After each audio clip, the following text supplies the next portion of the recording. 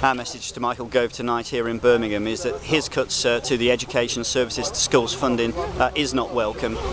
We feel it's shameful that Michael Gove has actually taken the liberty of coming to unveil and open a school that was funded by the Building Schools for the Future projects, the same projects that he single-handedly axed across the country. Over 700 schools have been axed as a result of Michael Gove's announcement just in September.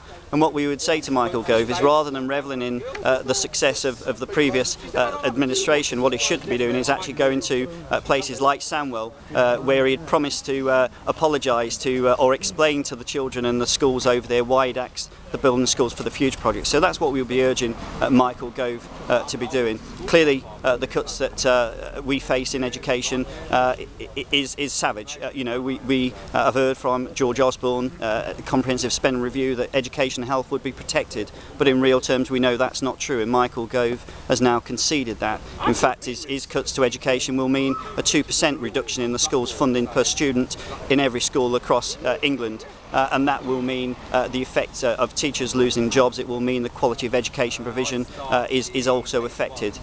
Can you speak specifically to Birmingham then and tell me what this 2% cut will mean here locally?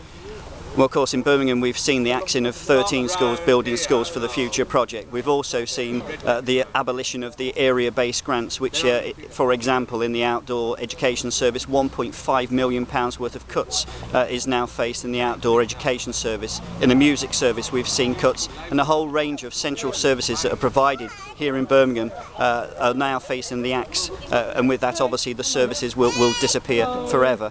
Our message to Michael Gove is education cuts will never heal, and that we would urge him to rethink his strategy and look to other methods of solving the economic woes of this country, because it's unfair that children's futures, children's education should suffer as a consequence.